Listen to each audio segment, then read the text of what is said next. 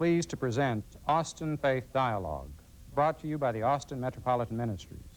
In the weeks ahead, you will see these and other programs by various denominations.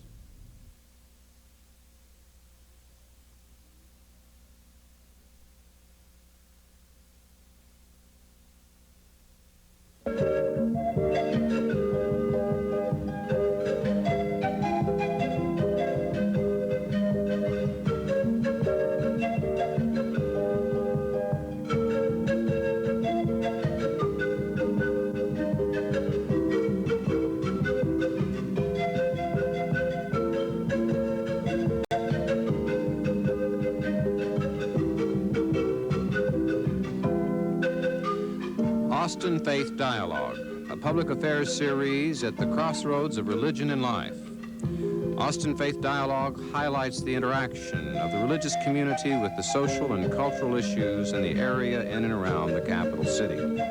Austin Faith Dialogue is brought to you by Austin Metropolitan Ministries in cooperation with KTBC TV. Join us now for this week's edition of Austin Faith Dialogue.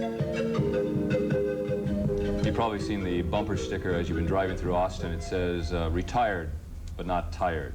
Or maybe you've seen another bumper sticker that says something about, we're out spending all of our children and grandchildren's money. We want to invite you to watch this program because we're going to talk about Older Americans Month and the opportunities to celebrate and live life fully as older Americans in ways that all of us can understand and all of us can identify with. Welcome to Austin Faith Dialogue. Good to have you here, and glad to have the three guests that we have with us on our program. Jerry Bartholomew is a member of LAMP, UT LAMP, and we're going to ask Jerry to describe what that means. And Sandy Barrow is president of TAHA. You want to find out what that means. And Bill Schulblum, he's a travel consultant, and travel is an important part of older Americans' lifestyle, as it is for any age. We welcome you three to Austin Faith Dialogue. Good to have you here, and on behalf of Austin Metropolitan Ministries, we want you to talk to us about what it means to be involved in the entire process of Older Americans Month. I don't know, Jerry, if you really think in terms of older Americans, that's might be a little affront, but let's talk a little bit about this UT LAMP organization. What's the age of people who are involved in UT LAMP? I would say that it starts at 55 and goes up. We have a goodly number that are in the 60 to 70 area. A little bit background, my wife and I learned about it last summer by accident, and I followed through and found out, hey, it sounded pretty interesting, and we joined. All right, I can figure out UT, University of Texas, yes. But what is this LAMP? Learning Activities for Mature People. All right, so if any of those mature people are out there watching this program who are over 55, they might want to find out about LAMP, so tell us a little bit about it. Well, it's in its second year. And what it amounts to, really, is 3 terms, one October, November, another one February, March, and April, May. And we go for 6 weeks. Each week we go Tuesday, Wednesday, and Thursday, and we get 3 lectures a day. Where do you go? We meet at the Thompson Conference Center at UT with ample parking right there. Couldn't be more convenient. And the majority of our lectures are given by UT professors. And it's every topic you can think of. You can name it, and we've had it. It's been a marvelous year, and I know my wife and I are going to sign up again next year. What are the size of the classes? Well, we have, as I said, 270 members. We'll average 150 at least every day. And you realize our people that are members here, they're traveling people. They're here and they're gone and they're back again and so on. But you know, Tuesday, Wednesday, and Thursday, when you're there from 9:30 until 3, it's quite a day. It's stimulating, right? You enjoy that? Absolutely. We cover every conceivable topic from art to history. And certainly during the recent conflict, we had a number of speakers coming in there talking about the history of the region, what was happening as they saw it. We had citizens from there speaking to us.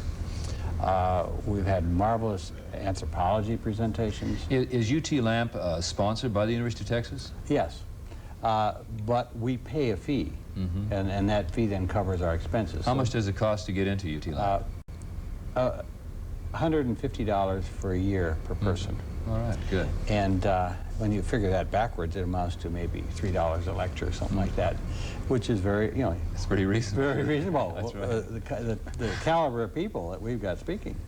And so it's just been a marvelous year. Why don't I come back and ask you a little bit more about LAMP, and also we want you to, you know, you're giving a witness here to these people who are watching the program, and we want you to make sure that they are invited to come and be a part of it. Absolutely. Because is there room for growth in LAMP? Absolutely. We have grown from 0 to 270 members in 2 years. That's fantastic.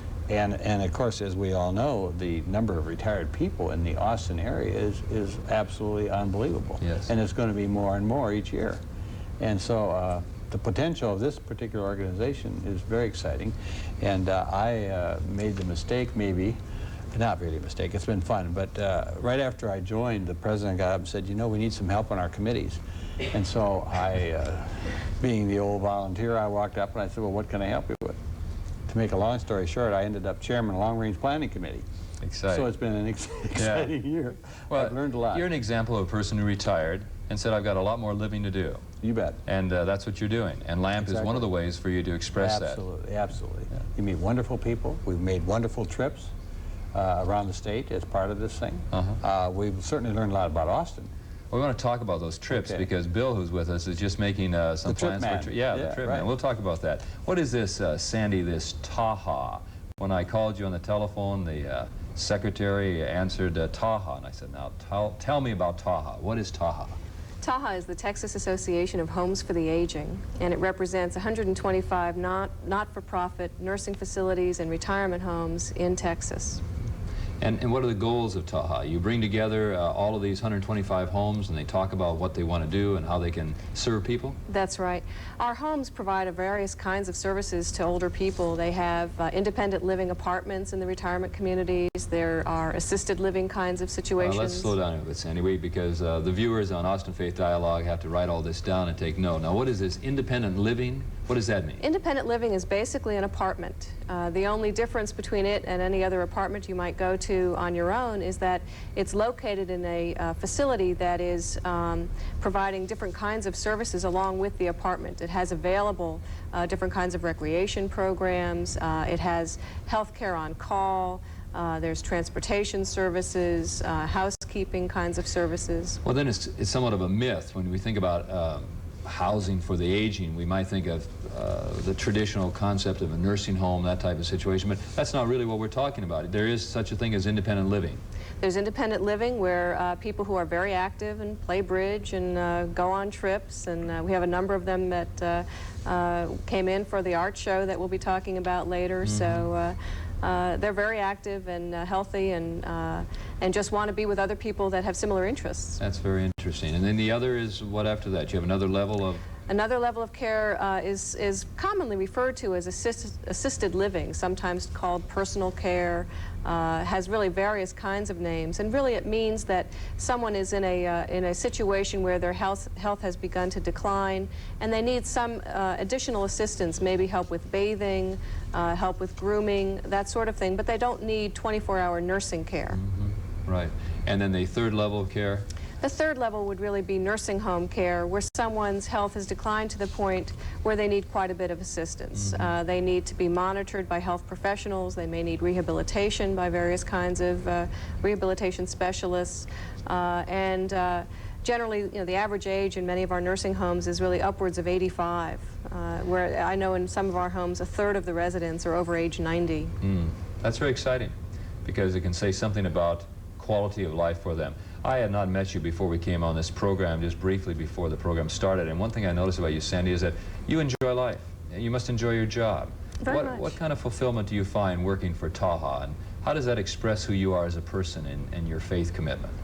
What's wonderful about Taha is the people that work in our facilities have various kinds of professions. Some are executive directors, administrators, nurses, health professionals, people who manage these retirement communities.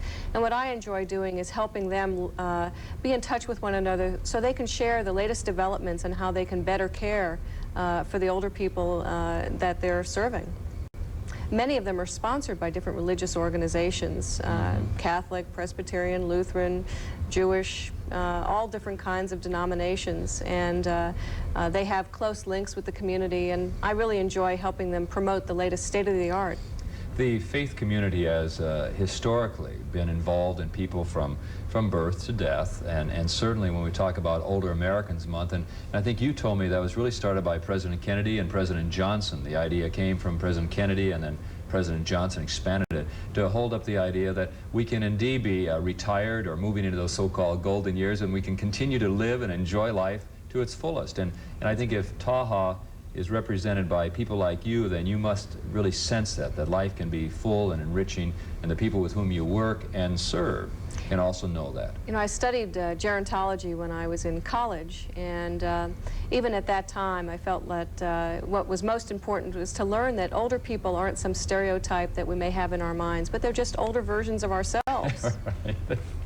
Yeah, I think that's true, and I realize that maybe we're all on that process of aging anyway, and we're going to get there. I recall when I turned 40, and that's been a few years ago, you see, but I had a friend of mine with whom I played basketball. He gave me this ointment, you know, for my aching, creaking bones. And I thought, well, what is he trying to tell me? But afterwards I thought about it, and he was telling me, you know, you're in a process, Carl, and this is what life is about, and enjoy and celebrate every one of these days that you have. Well, some of the people are doing artwork, and that's going to on display. Is that correct? Tell us about this art show. It's very exciting. It's the first year that we've had this, and the LBJ Library has been just super in promoting this show. We asked residents of the facilities that we represent to submit their artwork, and it's in 4 different categories. There are soft crafts, which includes knitting and quilting and things like that. There are paintings, and then there's hard crafts, which is sculpture and woodworking, and then also photography. And we had 327 entries from the facilities, and then we had a jury of a panel from the Austin Visual Arts Association that judged this work, and they chose 24 items that are on display right now at the LBJ Library. And what it really shows is that older people, many of these people didn't start becoming artists until they were beyond 65. And the work is beautiful, it's very impressive, and I hope that I'm able to develop a talent like that when I reach that point. I kind of think you will. Let me tell you a story. There's a man in our parish who worked in the steel mills up in Pennsylvania. And I had this image of what it meant to be a steel mill worker, that he was going to be a big, brawny fella. And when I met this guy, he wasn't at all what I had assumed he was going to look like. And through the years, I've gotten to know and love this man. He was very devoted to his wife when she was living, and he kept her there with him at home. And Bob has taught me so much about life and commitment. But he's an artist. And that's another thing that kind of blew me away, is the fact that this guy in a steel mill, he can't be an artist, but he does beautiful artwork. And I hear you saying that kind of creative force is in people, and it needs to be expressed, and there needs to be a vehicle for expressing it. Now, the art show is where? It's at the LBJ Library, and it started on May 3rd, and it will continue until June 23rd.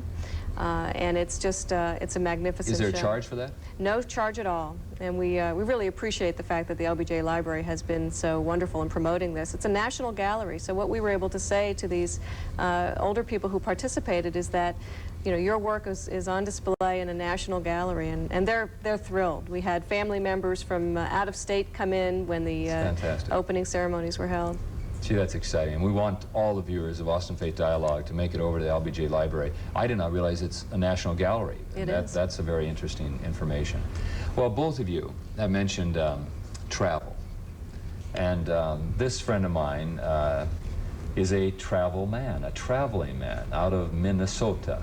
And he came here to Texas and has really blessed a lot of people. And Bill, you've coordinated trips for many folks I know. Particularly, I know the Scandinavian Club. You've done some work with them. And what are some of the organizations of older Americans, if you will, who might be involved in travel? So the viewers of Austin Faith Dialogue who are thinking about what they're going to do when they retire, what are some of the organizations they might contact in order to find travel, and what is the benefit of travel? Well, that was a loaded question with lots of answers. There's a number of organizations in Austin involved in travel. Most of your major banks have bank travel groups. I handle a number of those. Of course, like you mentioned, the Scandinavian Club. Many of the churches have travel programs. AARP, of course, has a large travel program, which I'm fortunate to handle a couple of the chapters. Plus, they have a national travel program. There's many opportunities for travel. So if people wanted to tie into some travel and go in a group experience, which I imagine is what most of these organizations sponsor, you've taken some of the groups to different places, and I think we have pictures that we want to put up on the screen of some of the trips. What are some of the places where the groups have gone? And you particularly like to focus on that upper middle America area, right? Right. Well, our travel company mainly works United States, Canada, Alaska, and Mexico, and a lot of cruising. But you're right, the Ontario area, Mid-America, up around Lake Superior, very popular trip. Everyone's been to the East Coast, to the West Coast, and never realized the beauty that's in straight north of us. I was in Dallas yesterday, and we were talking about art and what the seniors can do. I met a man yesterday, 94 years old, that's going on a 10-day Ontario trip with me in June, and he's writing poetry now. Wonderful. And beautiful poetry. And it's so amazing to be able to travel with these seniors and what they want to do out there. I've worked with middle-aged, with colleges, with high schools. Now I strictly work with senior adults. But the seniors want to see what's around every corner, what's over the next hill. You can never slow them down. They always want to see what else there is to see. Where other groups you find get bored in a hurry and just want to get back to their hotel, but that's not true with seniors. Is that what you're saying, that really is the difference then between some of the high school groups that you worked with and the senior adults, that the seniors are eager to learn and to grow and experience? Is that what you're saying? The seniors are much more interested in seeing museums, seeing everything possible there is to see. I'm the one that's making sure the kids' inheritance gets spent a little sooner. And you don't mind that at all? Not at all, not at all. Your father is a poet, I understand, and the folks live in Duluth, Minnesota. Right. This love of travel, is that something that they gave to you, or how did you come by that whole industry? No, we didn't grow up traveling, believe me. I drove Greyhound bus for a number of years, and then with other bus companies. A number of the groups here in Austin, I was pulling requests probably 300 days out of the year I was on the road. And these groups finally convinced me, why don't I start planning their trips for them, which I still believe they're probably afraid of my driving, wanted me behind a desk or something. Get you away from the wheel. But so the last 7 or 8 years now, I've strictly focused on planning senior travel. That's really exciting. And it varies anything from one-day trips to up to 21-day trips. It was very interesting when I met Jerry tonight for the first time. I've spent the last 2 days dealing with his organization, LAMP, planning a overnighter to Dallas or to the Fort Worth area, kind of a museum tour and garden tour. And then I meet Jerry tonight, and that's the exact organization I've been working with for 2 days, so kind of a coincidence. Well, these travelers will pop up any place, even on Austin Faith Dialogue, and that's one of the reasons we wanted you on the program. And thank you a lot for coming, because I've seen you in operation. I've seen you work with these people, these older Americans, if you call them that, or senior adults, and you bring a real sense of a life and joy to them, and they enjoy the trips that you arrange for them. Let's go back to LAMP. Tell us a little bit more then about this LAMP experience. And I mentioned to you about a personal witness that you're giving, but what are some of the classes that you've taken, Jerry, that you've enjoyed? Well, just to give you just a quick rundown here, for example, this past week, turning a career into a hobby, Futures in Space program, life at the Railroad Commission. Last week, we had Troy Kimmel down. We had we toured the Churchill exhibit at Harry Ransom. We had an expert on the history of the U.S. Navy all the way back to 1890. Romani Americans, Fact and Fiction, and that's a story of what we call the Gypsies, which was fascinating, you know. And this is the way it goes on. Women patrons of the art, technology of competitiveness, dual citizenship, German unity and German identity. Well, you know, you can't take all that stuff in one time, and that's why this is 3 sessions. Is that what you said you have? 3 lectures a day, one at 9:30, one at 11, and another one at 1:30. So we're there from 9:30 to 3 approximately. And you have interaction with the professors, you're able to talk to them. It's Ask pretty them good all the size. questions we want, and believe me, we ask them the questions. It's marvelous, you know. And all of our members, you know, are what you call senior citizens, they're retired people, and they've come out of their homes and to meet with people of the like age, and it's such wonderful interchange. Do you see the older Americans or senior citizens, retired people, then as a force in the community, as people who are saying that this is something we want? Absolutely, and certainly the people that are in here, they're in everything you can think of, you know, and yet they want to be in here too. And busy people, and I visit with these constantly, different ones each day, and saying, you know, I don't have time to sit down. You know, retired, it's wonderful. And they travel, they just do everything.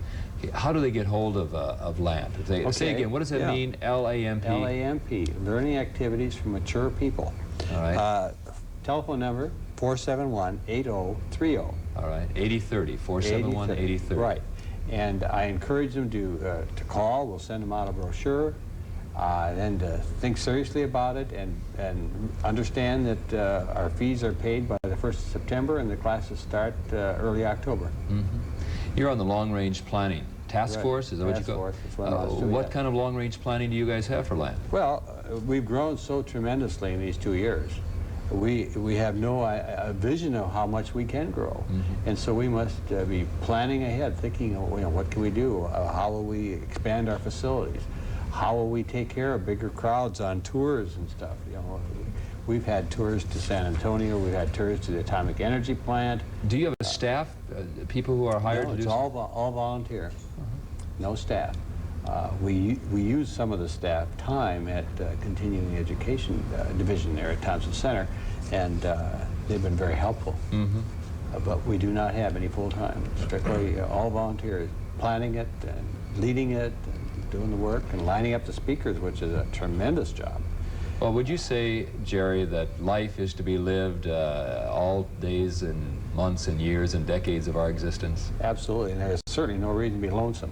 There's no reason to sit at home and watch TV all day. They're on a TV station. But there is no reason to do that. I mean, get out. Get out and meet people. And have fun. And be stimulated and learn and grow. Absolutely. Absolutely. Let's talk a little bit more about Taha and the experiences you have in working with these communities of people. As you deal with these organizations, they're also giving the message that you may be an older American, you may be here in a independent residential setting, but you can continue to live life fully. What are some of the things that they do to help build that? For instance, I know as in our tradition, in our residential homes, we have chapel, we have Bible study, we have those kinds of things. Same thing true across the state? Sure. What's interesting is that not only do they have lots of activities and different kinds of programs that take place within the facilities on behalf of the residents, but in many cases the residents also are very active in volunteering to contribute back to the community. So life certainly doesn't stop when they enter a retirement community or nursing facility or anything like that. They continue to be contributing members of the community. I took a friend of mine calling to the hospital recently. He's a young man from the Middle East, and he was saying when we went to visit this older person from our parish, he was saying in my country they just wouldn't be alive. Life was too hard. They didn't have the benefits of what we have. And it seems to me that what we're all saying is that life is to be full and lived wherever we might find ourselves, whatever setting. What are some of the things that happen other than, you know, the nursing home is often a very difficult place to be. What are some of the things you notice as you visit around or talk to these people? What are they trying to do in the traditional nursing home setting? I'll tell you, it's changed a lot since I started in this field about 16 years ago, started working in this field. There's been a lot of progress made in just knowing how to care for people with different kinds of disabilities. You know, a large number of people, for example, that reside in nursing homes are victims of different kinds of disabling diseases, for example, Alzheimer's disease. And when I started, I was in facilities that they thought were the best, best available. But the knowledge in how to care for people has really grown tremendously in the last 16 years. And just being able to know how to better interact with people that have this kind of problem. You know, it's easy to interact with people who can go to LAMP, and you can talk about issues and deal with the topics of the day, but it is very hard to deal with people who are struggling with Alzheimer's. What are some of the steps one can take when you go into a nursing home and there is a wing for Alzheimer's? What is something that a person could do who's visiting there? To know, for example, whether or not they would choose to place a loved one in that facility, to know how to evaluate the facility. That, and just to go about relating to people. If they're just visiting out there. In our parish, we have people who visit some of the nursing homes, and sometimes it's very hard. Do I talk to them? How do I relate to them? Generally, if you go into a good Alzheimer's wing, you'll find that the residents should be up and around. They shouldn't be medicated and sitting in chairs. They should be, many of them, walking around, wandering, and frequently they'll come up to you. They're not shy, and you may find yourself quickly in a conversation. It may not always make a lot of sense, but one of the things that I learned through the years is to basically try to relate to that person to wherever their mind has them at that point in time. You know, Alzheimer's disease is a disease that literally is killing the brain, and so they have to make do with what's left. And you often can find that if you just give an answer that relates to whatever they've said, they'll continue the conversation and they may be very happy. The other thing is that I think it's important to try to avoid creating, if they may be fixated on something, and so you can distract them. I had a situation not long ago when I was visiting a facility, and there was a resident who was very agitated. She was wanting to be someplace else. And I went up to her and I said, and she had a very pretty bow in her hair, and I said, "It's such a pretty bow in your hair." And she immediately was, you know, she said, "Oh, you think so?" And she appreciated that. And so sometimes it's something as simple as that. Oh, the comfort, the inexpressible comfort of feeling safe with someone. Mm-hmm. Let's go traveling, Bill. What do you think, huh? Where to? Well, any place you say, I'll go with you. Because I trust you, and I think all the people that I know who've gone with you trust you and what you do. And we thank you for being an Austin Faith Dialogue. And indeed, let's go traveling with one another. And Jerry, LAMP. You want to invite some people to come to LAMP? Absolutely. UT LAMP. 471-8030. Good deal. Call and join. All right. Call and join and get involved in LAMP and Taha. Sandy, keep up the good work with Taha.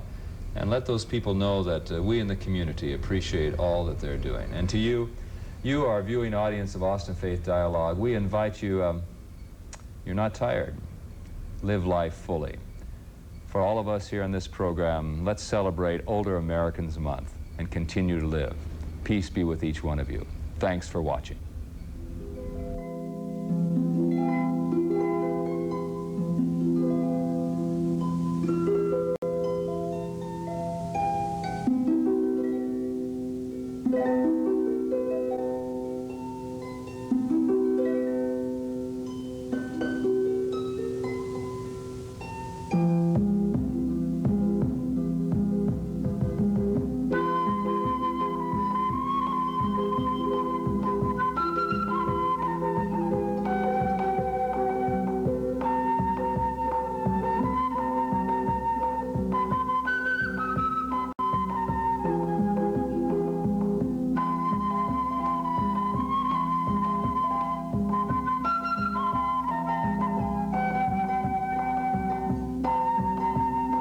For more information, call Austin Metropolitan Ministries at 472-7627.